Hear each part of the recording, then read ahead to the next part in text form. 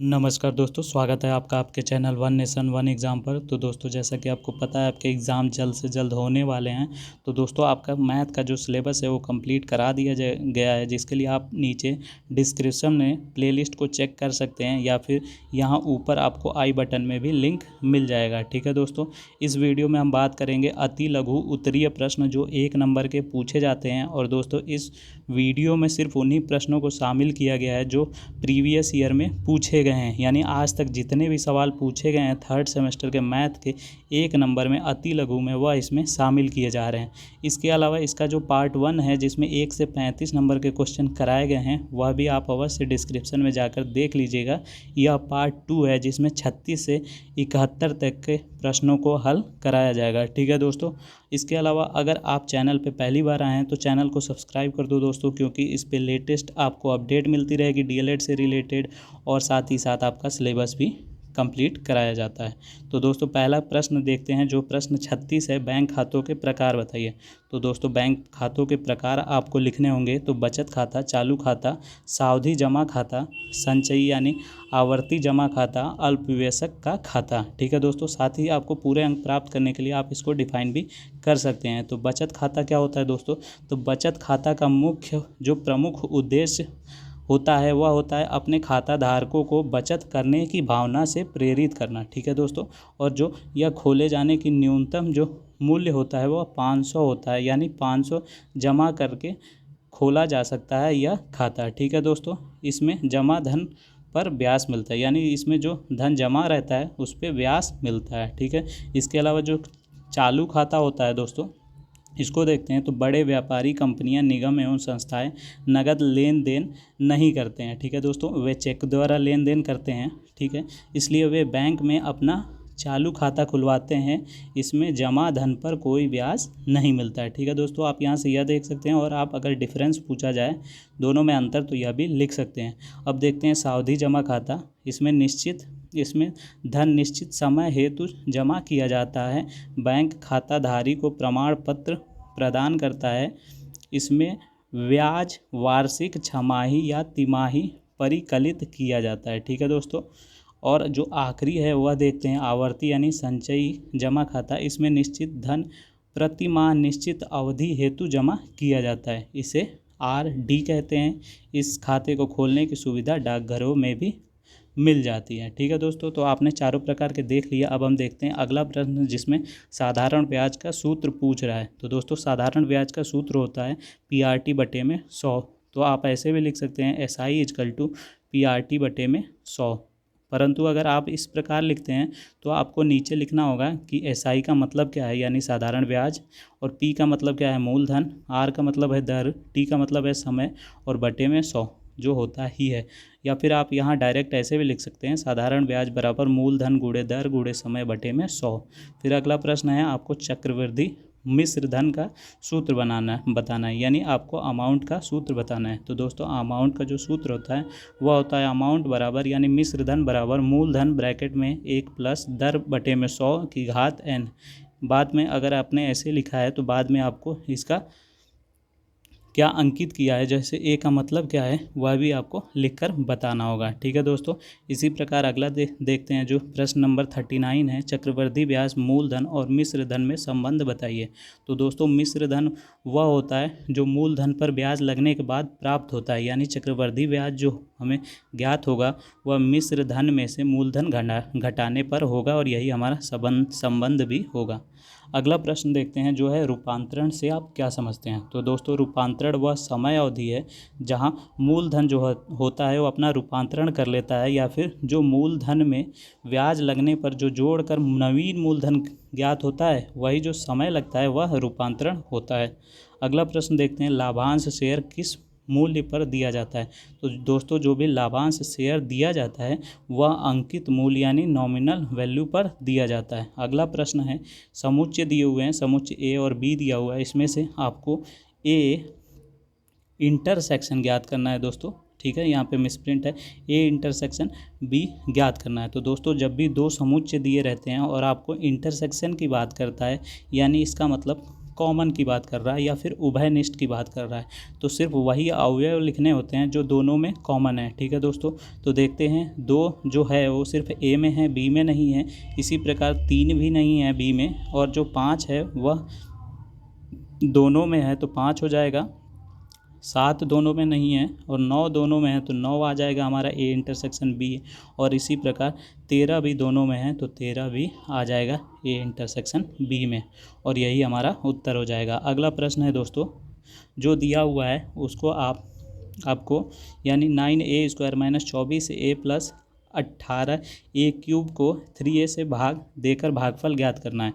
तो दोस्तों आप इसको भाग भी दे सकते हैं, या फिर आप चाहें तो इसमें से डायरेक्ट कॉमन लेकर 3a को काट दें, तो जो आएगा, जो बच जाएगा, वह हमारा भागफल हो जाएगा। तो दोस्तों आप देख रहे होंगे इसमें भी 3a सम्मिलित है, इसमें भी 3 है, इसमें भी 3 है, तो हम 3a कॉमन ले लेते हैं। तो क्या बचेगा दोस्तों, 3 3 जा 9 और a बच गया, -3 8 24, फिर बचा प्लस का 3 छके 18a²। तो दोस्तों यही हमारा उत्तर हो जाएगा 3a - 8 + 6a²। और ये जो 3a है वह हमने 3a से भाग दिया है, तो यह 3a से 3a कट गया, तो यह हमारा भागफल आ गया। अगला प्रश्न देखते हैं जो है 44, 2 घंटे 15 मिनट का 45 से अनुपात बताइए। तो दोस्तों यहाँ पे 45 से अनुपात बताना है, और यह घंटे में है और बाकी सब मिनट में है। तो जो घंटे में उसको मिनट में बदल लेंगे तो 1 घंटे में 60 मिनट होता है, तो 2 घंटे में 120 मिनट होगा। और साथ ही साथ इसके साथ 15 भी है तो 15 जोड़ लेंगे, और बटे में अनुपात ज्ञात करना है 45 के साथ, तो 45 हो जाएगा। तो जब जोड़ेंगे तो 135 आ जाएगा। 135 बटे जब हम 45 लिखेंगे और इसको हल करेंगे तो दोस्तों हमारा 3/1 आ जाएगा, क्योंकि 45 से 135 3 बार में कट जाएगा, तो हमारा उत्तर हो जाएगा 3:1। अगला प्रश्न है दोस्तों, दिए गए चित्र में ओ वृत्त का केंद्र है ए, और साथ ही में आपको एक ट्रायंगल का जो एंगल है वह दिया हुआ है OBC यानी यह दिया हुआ है 40। इसके अलावा आपको BAC ज्ञात करना है, यानी आपको यह एंगल ज्ञात करना है। तो दोस्तों आपको पता होगा कि यह रेडियस है सर्कल का, यह भी रेडियस है, और जब ट्रायंगल में 2 अपोजिट साइड्स बराबर होती हैं तो अपोजिट एंगल भी बराबर होते हैं। तो यह 40 है तो यह भी 40 हो गया। तो आपको ज्ञात हो गया कि यह 2 एंगल 40 हैं। तो एक ट्रायंगल का जो टोटल सम होता है एंगलों का वह 180 होता है। तो इससे ज्ञात होता है कि यह 40 है, यह 40 है, यानी 2 का सम तो 80 हो गया, परंतु तीसरे में ऐसा क्या होगा कि इन तीनों का सम 180 हो जाए। ठीक है, तो 180 में से हम इसे घटा देंगे तो दोस्तों आ जाएगा हमारा 100। ठीक है, यानी जो हमारा एंगल O आ गया वह आ गया 100। और इसके अलावा एक और थ्योरम होती है कि अगर BC चाप या BC जीवा द्वारा जो सेंटर पे एंगल बनता है उसका आधा बनता है सरकमफ्रेंस पे, यानी यह 100 है तो यह 50 हो जाएगा। और दोस्तों यही उत्तर हो जाएगा। ठीक है, यहाँ आप देख रहे हैं कि जो हमारा आंसर आ गया वह आ गया 50 डिग्री। अगला प्रश्न देखते हैं दोस्तों, जो घनमूल निकालना है वह 0.001 का निकालना है, यानी 0.001 को इस प्रकार हम ब्रेक करें कि वह किसी संख्या को 3 बार गुणा करने पे उतना ही प्राप्त हो जाए। तो हम दोस्तों 0.1 को जब 3 बार गुणा करते हैं, ठीक है, तो हमारा 0.001 ज्ञात को हो जाता है, यानी दोस्तों हो जाएगा 0.1 की घात 3, और यहाँ घनमूल लगा है तो इसको हटाते हैं तो गुणे में 1/3 आ जाता है, तो यह दोनों आपस में कट जाएगा, तो हमारा उत्तर हो जाएगा 0.1। अगला प्रश्न देखते हैं जो है 47। दोस्तों इसे हल करना है। तो दोस्तों घनमूल जो 64 होता है, यानी 64 को इस प्रकार ब्रेक कीजिए जिससे किसी संख्या को 3 बार गुणा करने पे 64 आ जाए। तो -4 को अगर 3 बार गुणा करते हैं तो -64 आता है। इसी प्रकार 7 to 9 कैसे आएगा, तो 9 का जो 3 बार गुणा करने पे आता है वह 7 to 9 आता है। तो इन दोनों की जगह हम -4 और गुणे 9 लिख सकते हैं, और फिर जब हम इसको गुणा करेंगे तो हमारा उत्तर आ जाएगा -36। ठीक है दोस्तों, अब हम अगला प्रश्न देखते हैं जो है 48। तो दोस्तों इसमें आपको PQS दिया हुआ है, यानी PQS दिया हुआ है 35। ठीक है, इसके अलावा QRP दिया हुआ है, QRP दिया हुआ है, यानी दोस्तों QRP दिया हुआ है 40, और आपसे SPQ पूछ रहा है, यानी यह एंगल पूछ रहा है। ठीक है दोस्तों, तो क्या करेंगे दोस्तों, आपको एक थ्योरम पता होना चाहिए कि अगर एक चाप द्वारा या चाप पी क्यू द्वारा यानी अगर सरकमफ्रेंस पे कोई एंगल बन रहा है तो उस उतना ही बनता है दूसरी साइड भी सरकमफ्रेंस पे। यानी अगर कोई इसी पी क्यू द्वारा सरकमफ्रेंस पे 40 का एंगल बन रहा है तो अगर पी क्यू द्वारा ही कुछ और अगर हम ट्रायंगल बनाते हैं तो वह भी 40 ही बनेगा। तो दोस्तों अब आप इस ट्रायंगल का दो एंगल आपको पता चल गया, एक 40 है एक 35 है, तो आपको पता होगा कि एक ट्रायंगल का जो टोटल सम होता है एंगलों का वह 180 होता है। तो 180 में से हम इन दोनों का जोड़ जो होगा वह घटा देंगे, तो हम 75 घटा देंगे।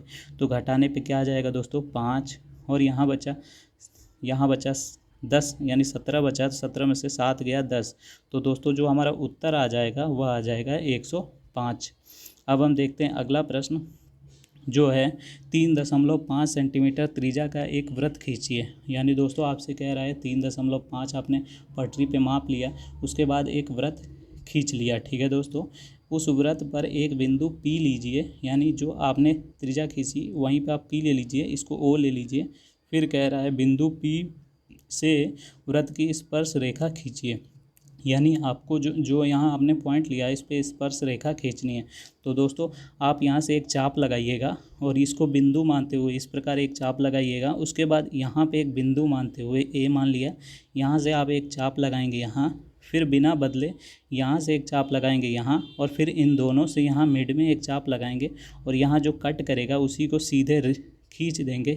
यही हमारा स्पर्श रेखा हो जाएगा और दोस्तों यही उत्तर हो जाएगा। ठीक है दोस्तों, बाकी यह जो फिगर में दिया हुआ है यह गलत दिया हुआ है। ठीक है, बाकी यहाँ पे क्या दिया हुआ है यह भी मैं बता देता हूँ दोस्तों। यहाँ पे एक थ्योरम दे रखा है, जो यह जो एंगल होता है जो यह जो जीवा द्वारा और जो टेंजेंट द्वारा यानी जो स्पर्श रेखा द्वारा जो एंगल बनता है वो इस एंगल के बराबर होता है, वह फिगर में दे रखा है।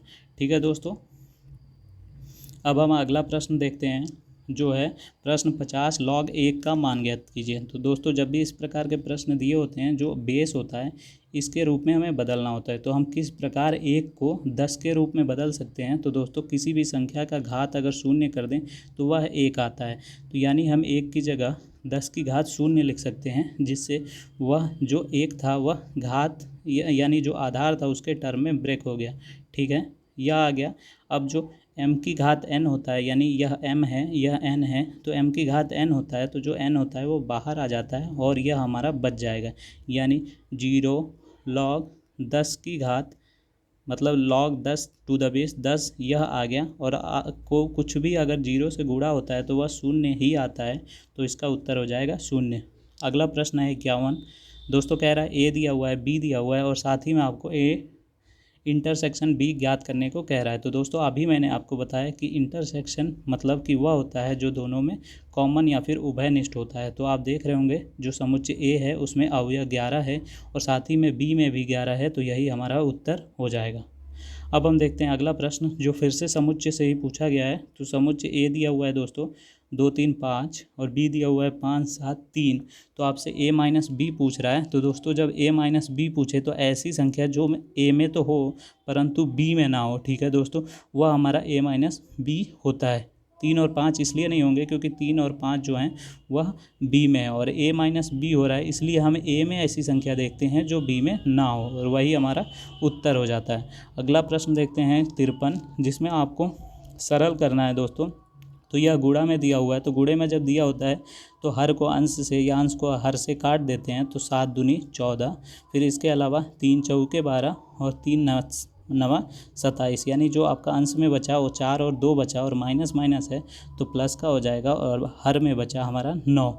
इसी प्रकार यहाँ करेंगे तो 9 पचे 45 और इसके अलावा 8 दूनी 16, यानी यहाँ पे क्या बचा दोस्तों, अंश में बचा 1 और हर में बचा 5 दूनी 10। इसके अलावा इसमें एक ही माइनस है तो प्लस माइनस माइनस होगा, और बाहर भी माइनस है तो माइनस माइनस फिर से प्लस हो जाएगा। अब हम इसको एलसीएम ले लेंगे तो 9 और 10 का एलसीएम आएगा दोस्तों 90। और 9 किस प्रकार एलसीएम 90 हो गया, यानी हम इसमें 10 से गुणा किए हुए हैं तभी 90 हुआ, तो ऊपर भी 10 से गुणा कर देंगे तो 80। इसी प्रकार यहाँ 10 कैसे एलसीएम हो गया 90, यानी 9 से गुणा हुआ तो ऊपर भी 9 से गुणा कर देंगे। ठीक है, यानी अंश आ गया 80 प्लस 9 यानी 89 और हर आ गया 90।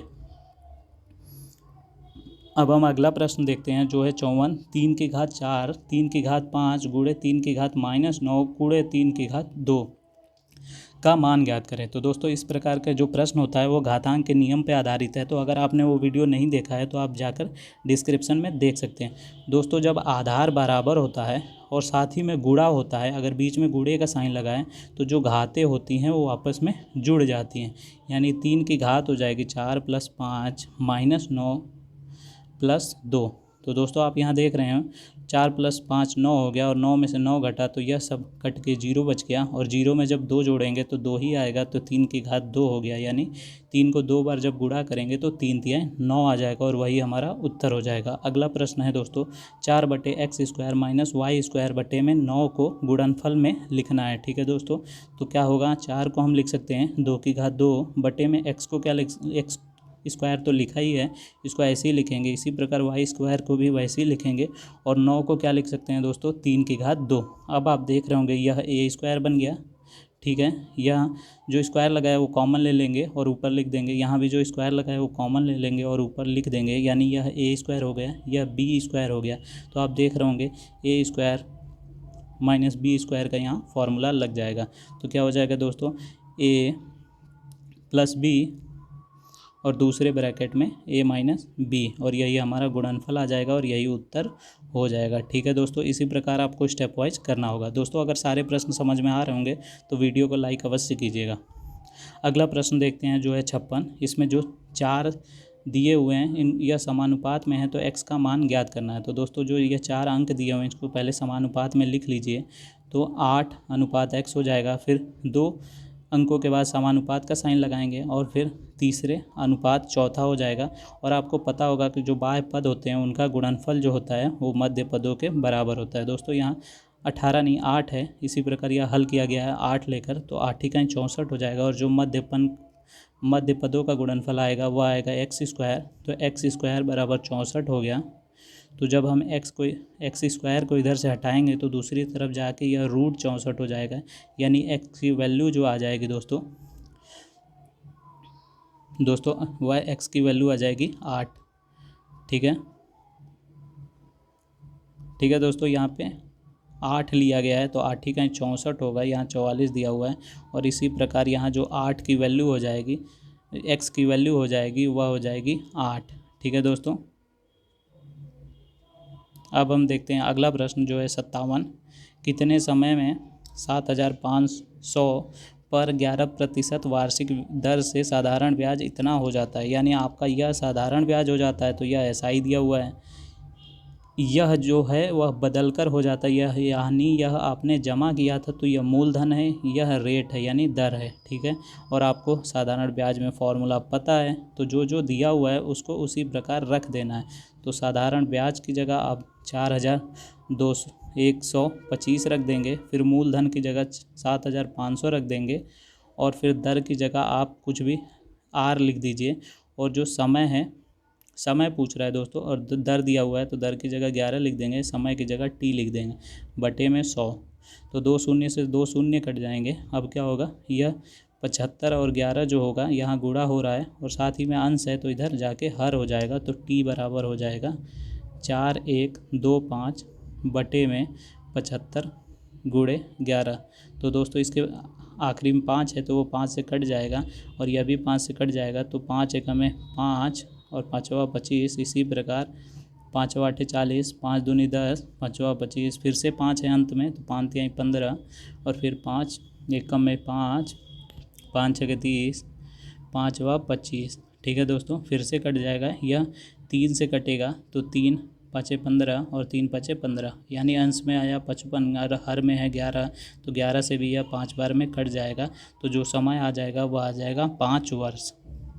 अब हम देखते हैं अगला प्रश्न जो लॉग के रूप में है और इसका मान ज्ञात करना है। तो दोस्तों जो भी बेस होता है उसी के रूप में इसको ब्रेक करना होता है। ठीक है, तो हम 1296 को 6 की घात 4 लिख सकते हैं। तो हमारा हो जाएगा दोस्तों लॉग 6 की घात 4 टू द बेस 6। ठीक है, और जो आपको लॉग का नियम होता है कि लॉग m की घात अगर n लिखा है तो n बाहर आ जाता है तो 4 बाहर आ जाएगा और लॉग 6 टू द बेस 6 हो जाएगा। इसी प्रकार एक और नियम होता है, log a to the base a है तो यह 1 हो जाता है, तो यह 1 हो जाएगा, यानी 4 गुणे 1, तो आंसर आ जाएगा 4। ठीक है दोस्तों, अगला प्रश्न देखते हैं। जो इसको क्या करना है दोस्तों, आपको लॉग के रूप में लिखना है। तो इसको लिखने के लिए 5 की घात 3 है, यानी 5 इसमें बेस है, तो लॉग में भी 5 बेस हो जाएगा, और इसके अलावा जो 3 और 125 है वो आपस में बदल जाएंगे। ठीक है दोस्तों, और यही हमारा उत्तर हो जाएगा। अगला प्रश्न देखते हैं दोस्तों, जिसमें समुच्चय का है यह प्रश्न, और इसमें दिया हुआ है समुच्चय ए दिया हुआ है, समुच्चय बी दिया हुआ है। तो आपको ए यूनियन बी निकालना है, यानी यूनियन वो होता है जो दोनों में, मतलब कि ऐसी संख्याएं जो ए में भी दी हो और बी में भी दी हो, पर जो रिपीट हो रहा होगा उसको 2 बार नहीं लिखेंगे। यानी 8 इसमें भी है, 8 इसमें भी है, तो हम 8 को लिखेंगे तो, परंतु 2 बार नहीं लिखेंगे। 12 इसमें है और इसमें नहीं है, तो हम 12 को भी लिखेंगे, और जो 15 है इसमें है तो 15 लिखेंगे, परंतु 2 बार नहीं लिखेंगे। और जो 16 है इसमें नहीं है, तो 16 को भी 1 बार लिखेंगे। 17 है इसमें नहीं है, तो 17 को भी लिखेंगे, और 20 को भी लिखेंगे। और दोस्तों जो इंटरसेक्शन होता है उसका मतलब कॉमन होता है, तो सिर्फ वो संख्या है जो दोनों में कॉमन हो।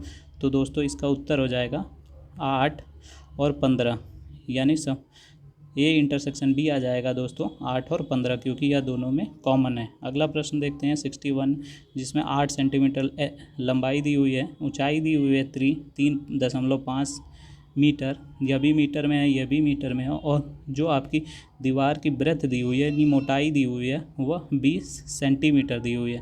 तो आप 2 इकाइयाँ जो है मीटर में हैं, तो तीसरी को भी मीटर में बदल लेंगे, और मीटर में बदलने के लिए 100 से भाग करते हैं, तो यह 0.20 मीटर हो जाएगा। अब आपको तीनों चीज़ें दी हुई हैं, और आपको आयतन का सूत्र पता होना चाहिए। लंबाई गुणे चौड़ाई गुणे ऊंचाई जो होता है आयतन का सूत्र होता है। ठीक है, दीवार का आयतन का जो सूत्र होगा वो यह होगा, तो इसी पे हम रख देंगे लंबाई चौड़ाई और ऊंचाई, और इसको जब हम गुणा करेंगे तो हमारा आ जाएगा 5.6 घन मीटर। ठीक है दोस्तों, अब हम देखते हैं अगला प्रश्न जो है 62। दोस्तों कह रहा है यदि किसी वृत्त में उसके लघु चाप का अंश 70 हो। लघु चाप समझ लेते हैं, लघु चाप का अंश क्या होता है दोस्तों। तो दोस्तों यह अगर चाप लगा हुआ है, यानी यह अगर चाप दिया हुआ है, इसके द्वारा अगर सेंटर पे कोई कोण बनता है तो वह हमारा लघु चाप का अंश हो जाता है। इसी प्रकार आपको दीर्घ चाप का अंश पूछ रहा है, यानी यह वाला हिस्सा पूछ रहा है, तो एक सेंटर पे क्या होता है 360 डिग्री बनता है, जिसमें से आपको 70 दिया हुआ है, तो 70 जो दिया हुआ है उसको हम घटा लेंगे, तो दीर्घ चाप का अंश आ जाएगा 290। ठीक है दोस्तों, यहाँ पे माइनस होगा।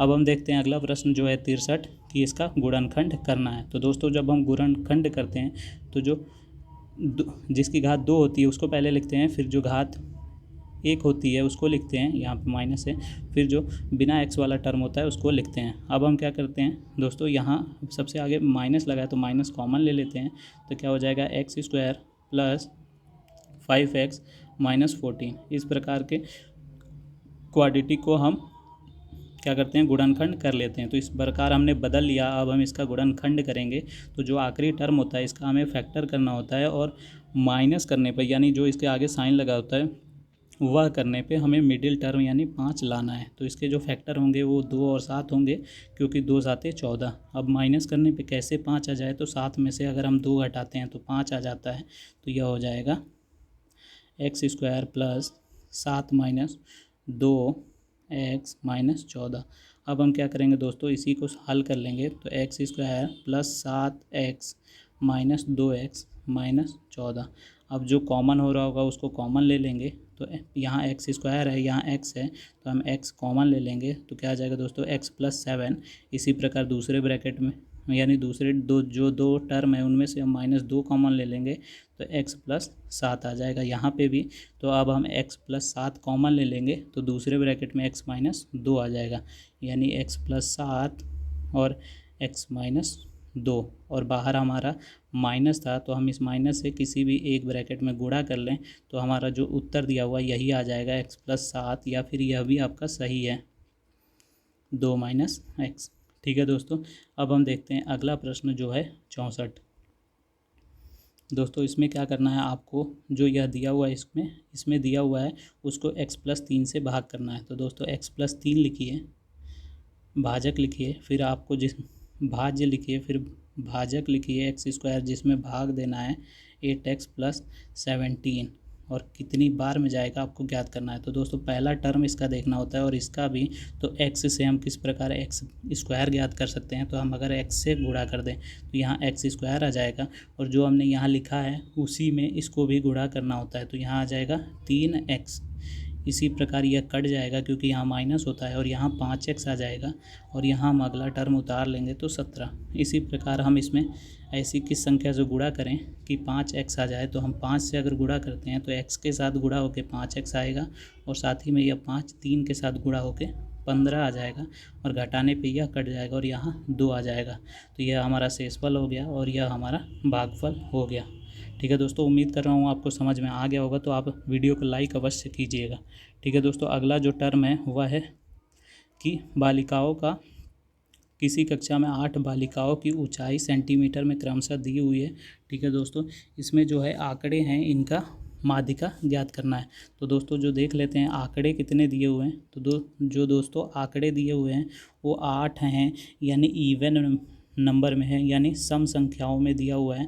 तो जब सम संख्याओं में आंकड़े दिए रहते हैं तो हम क्या करते हैं, जो फॉर्मूला लगता है वह लगता है n/2th term plus n/2 plus 1th term, ठीक है, बटे में 2। अब क्या करेंगे दोस्तों, जो ये आंकड़े दिए हुए हैं इसको आप किसी ऑर्डर में कर लीजिए, या तो आरोही में या अवरोही में। तो हम आरोही में कर लेते हैं, यानी छोटे से बड़े में कर लेते हैं। तो सबसे छोटा 133, 100, फिर 35, फिर 137, 138, 140, 142, 148 और 150। ठीक है दोस्तों, आपने यह जो 8 दिए हुए थे आंकड़े इसको आपने आरोही क्रम में लिख लिया। अब जो ये n का मतलब है वो n का मतलब जितने आंकड़े हैं यानी 8 हैं, तो 8/2 टर्म, यानी 8 को जब 2 से भाग देंगे तो 4th टर्म आ जाएगा। तो 4th टर्म कौन सा है दोस्तों, 1 2 3 4 यानी 138। ठीक है, इसी प्रकार आगे क्या आ जाएगा, 8/2 यानी 4 + 1 यानी 5वां टर्म। ठीक है, तो 5वां टर्म क्या है दोस्तों, 140 और बटे में क्या है दोस्तों, 2। तो जब हम इन दोनों को जोड़कर भाग करेंगे 2 से दोस्तों, तो यह आ जाएगा हमारा 139 और यही उत्तर हो जाएगा। ठीक है, अब हम देखते हैं अगला प्रश्न जो है, वाहक चेक किसे कहते हैं। तो दोस्तों एक प्रकार का चेक होता है जिस पे जो यह चेक जिसमें किसी व्यक्ति का नाम होता है, वह स्वयं अथवा किसी के द्वारा लिखी धनराशि को बैंक से प्राप्त कर सकता है। तो दोस्तों यह एक चेक होता है जिसमें जो चेक का धारक होता है वह यहाँ अपना सिग्नेचर कर देता है और वो जिसे भी दे दे वह इसमें अंकित मूल्य को, या फिर यह खाली भी होता है तो वह मूल्य अंकित करके और इसको जाके बैंक से जो कैश होता है वह कैश काउंटर पे जाके प्राप्त कर सकता है। ठीक है दोस्तों, अगला प्रश्न देखते हैं जो 67 है। एक समकोण त्रिभुज के समकोण बनने की भुजाएं 4 और 6 दी हुई हैं, तो क्षेत्रफल ज्ञात करना है। तो दोस्तों समकोण त्रिभुज का क्षेत्रफल होता है हाफ बेस इंटू हाइट, यानी आधार गुणे ऊंचाई। आधार क्या दिया हुआ है दोस्तों, यहाँ 4 दिया हुआ है, या ऊंचाई जो दी हुई है वो 6 दी हुई है। तो हम इसी पे रख के इसको हल कर लेंगे। तो 2 दूनी के 4 और 6 दूनी 12 यानी 12 वर्ग सेंटीमीटर। अगला प्रश्न देखते हैं दोस्तों, यह समानुपात का प्रश्न है जो इसमें 7 इसके जो 4 आंकड़े दिए हुए हैं इसको हम समानुपात में लिख लेंगे। तो पहला अनुपात दूसरा, ठीक है, बराबर दूसरा अनुपात, या फिर यहाँ पे आप अनुपात का यहाँ समानुपात का साइन लगा दें, वह बराबर ही के बराबर होता है। ठीक है, और दूसरा अनुपात यानी तीसरा अनुपात चौथा। ठीक है दोस्तों, अब क्या होगा, बाह्य पद का गुणनफल जो होगा वो मध्य टर्मों के बराबर हो जाएगा, यानी 12x बराबर बाह्य पद 16 × 9। तो 16 × 9 करेंगे दोस्तों तो 144 आएगा और 144 को जब 12 से भाग करेंगे तो आ जाएगा हमारा 12 और यही उत्तर हो जाएगा। अगला प्रश्न देखते हैं जो है 69। तो दोस्तों है x² + 3x - 10 का गुणनखंड ज्ञात करना है। तो दोस्तों अभी मैंने बताया जो लास्ट टर्म होता है इसके फैक्टर कर लीजिए, यानी 5 दूनी 10। अब जो इसके सामने माइनस लगा है तो इन दोनों को ऐसे कीजिए कि माइनस करने पे 3 आए, यानी 3 की जगह हम क्या लिख सकते हैं, 5 - 2। तो x² + 5 - 2 12x - 10। अब हम इसको गुणा कर लेंगे तो x² + 5x - 2x - 10। अब हम इसमें से जो कॉमन आ रहा है कॉमन ले लेंगे। तो x कॉमन लेंगे तो x प्लस 5, यहाँ से -2 कॉमन लेंगे तो x प्लस 5। अब दो ब्रैकेटों में x प्लस 5 आ रहा है तो उसे भी हम कॉमन ले लेंगे तो एक ब्रैकेट और बनेगा जिसमें आएगा x माइनस 2, और यही हमारा उत्तर हो जाएगा। अगला प्रश्न देखते हैं। 6 मीटर लंबाई, 2.5 मीटर ऊंचाई और 15 सेंटीमीटर मोटाई। ठीक है दोस्तों, आप यहाँ पे भी देख रहे होंगे कि मीटर और यहाँ सेंटीमीटर आ जा रहा है। तो जो दो यूनिट दी हुई है मीटर में, तो हम इसको भी मीटर में बदल लेते हैं। तो मीटर में बदलने के लिए हम इसको 100 से भाग करेंगे तो हमारा 0.15 मीटर आ जाएगा। तो अब हमें दीवार का आयतन ज्ञात करना है। तो दीवार का आयतन ज्ञात करने के लिए जो फॉर्मूला होता है वो लंबाई गुणे चौड़ाई गुणे ऊंचाई हो जाता है, और इसी पे दिए हुए आंकड़े रख देंगे और इसको जब हल करेंगे तो 2.25 घन मीटर आ जाएगा। अगला प्रश्न देखते हैं, लास्ट जो है 71, जिसमें कह रहा है कि 9 सही 4/5 में ऐसी किस संख्या से गुणा करें कि 42 हो जाए। तो दोस्तों इसको पहले हम विषम भिन्न में कर लेते हैं। तो 9 × 5 = 45, ठीक है, 45 + 4 यानी 49/5 आ गया। इसमें हम मान लेते हैं x से गुणा करेंगे तो 42 आ जाएगा। ठीक है, अब इधर जो हर है उधर जाके अंश बन जाएगा यानी गुणा हो जाएगा, और जो इधर गुणा हो रहा है x के साथ वह उधर जाके भाग हो जाएगा। तो यह कट जाएगा आपस में दोस्तों, 7 × 7 = 49 और 7 × 6 = 42 यानी 6 × 5 = 30, 30/7 जो